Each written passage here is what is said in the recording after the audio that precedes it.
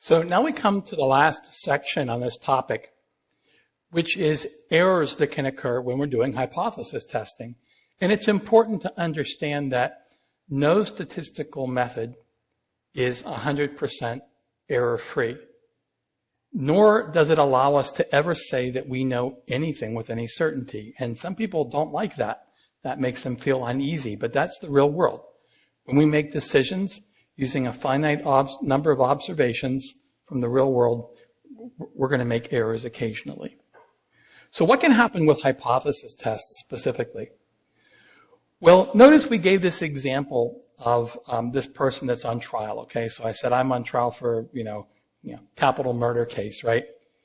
And there's all this evidence against me. Surely I must be guilty, right? Not necessarily. In a court of law, we rarely know with 100% certainty if a person is actually innocent or not. For example, I could be set up, right? Maybe the person that was murdered is my best buddy, and my wife was having an affair with him and wanted to get rid of me, right? So she could have killed him and framed me and killed two birds with one stone, so to speak. Right? This sort of stuff can happen, right? So we have to think about what can go on with hypothesis testing here. Okay. So this was a nice little picture we gave, but in reality, we know things can go wrong. So you might say, well, what good is statistics, right? We run a hypothesis test, we make a decision, we never know if we're right or wrong. And you're absolutely right. That is a situation. However, and this is the key thing, we can assign a measure of reliability to the method that we're using. So this significance level, or alpha, this is the measure of reliability. It tells us that when the null hypothesis is true, we are only going to make wrong decisions alpha % of the time. So if alpha is equal to 1%, that means when the null is true, we're only going to decide against the null, reject the null 1% of the time when the null is actually true. But why do we get errors in the first place, okay? Well, there's lots of reasons. First of all, a lot of times it can be due to sampling. Sometimes it's just random sampling. You get just a weird sample, a sample that's really extreme. Sometimes it's bad sampling. So when you use data and you don't know how it's collected, this can certainly be the case. So you have to read the methodology and learn how they actually collected the data. A very interesting type of error that can occur is when our sample size is too large. It turns out that when our sample size is too large, it will generally tend to make us reject the null. We'll get results that can be statistically significant, but not practically significant. And that's important because people always think bigger is better. But when it comes to samples, it's not necessarily the case. Data cost a lot of money and time and resources to collect. And so we don't want to over-collect. We don't want to collect too much. So here's kind of the idea of how we think about incorrect decisions, okay? We're going to create this 2x2 table. The columns that are in blue are reality. So this is the case when the null is true. This is the case when the alternative is true. And the rows are what we decide from our statistical test. So notice that when we fail to reject the null and null is true, then there's no error.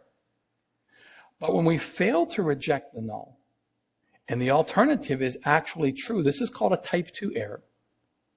In other words, something really did happen, right? The alternative being true means something happened, but we decided nothing happened. And this is sometimes called missed detection. On the other hand, we can have a type 1 error when the null is actually true and we reject the null. So we say that something happened even though it didn't. And so this is sometimes called false alarm.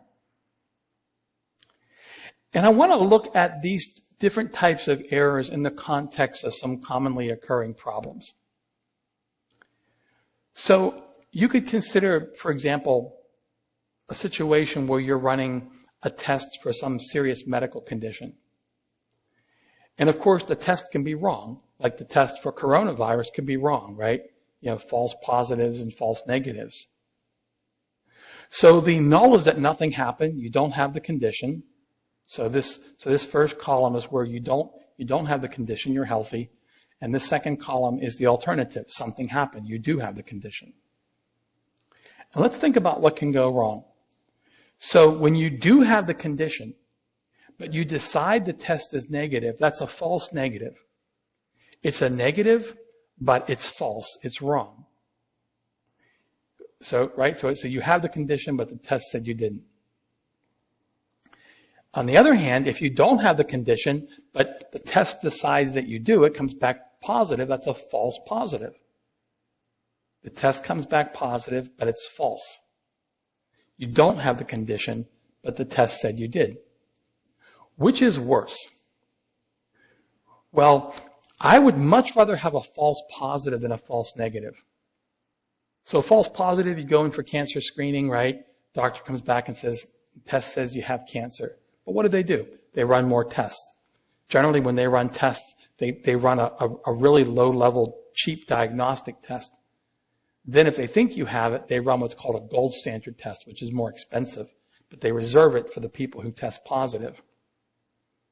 I would much rather have them say I had the disease, run more tests, find out I don't, than the doctor come back and say, you're perfectly fine. And then, months down the road, you find out you have stage 4 cancer.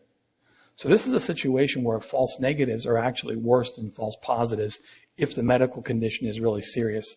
And of course, it's difficult to treat at an advanced stage. What about legal judgments?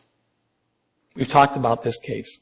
The null is that you're not guilty. The alternative is that you are. So this is reality, you're innocent. This is reality, you're guilty.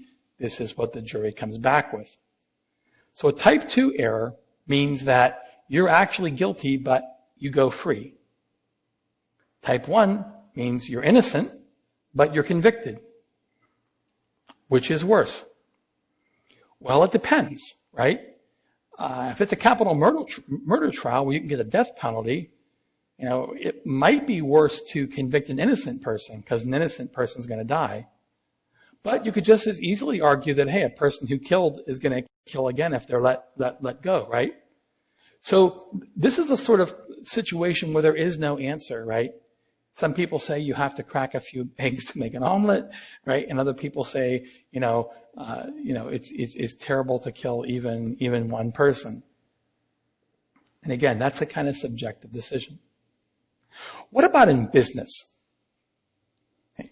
So this is the thing to understand about a type 1 error. It's a false alarm. In other words, it's saying the alternative is true, even though the null is true. And the thing you have to understand is that when you reject the null in business, it generally means you have to do something. So as an example, you're running an assembly line, and you're doing a hypothesis test to see if the average weight of the contents in Raisin Bran boxes is 16 ounces. And the hypothesis test comes back and says it's not, right? It rejects the null. You have to do something. You have to stop the assembly line. Well, it takes time. It takes money, right? You're definitely losing money. So that isn't good. So when the consequences of a type 1 are bad, then you generally don't want a type 1 error. And you can actually do things to hypothesis tests to minimize the type 1 error. You can make alpha smaller. Okay? A really small alpha, there's a really, really small chance you're going to reject the null if it's true. On the other hand, a type 2 error is bad when the consequences of missing something are really catastrophic. Okay? Because the type 2 said nothing happened, but something did. So for example, if you're doing screening for Homeland Security and you're screening for terrorists, right? You don't want to miss anybody. You don't want misdetection. And so there are ways of, again, ensuring that your misdetection rate goes down.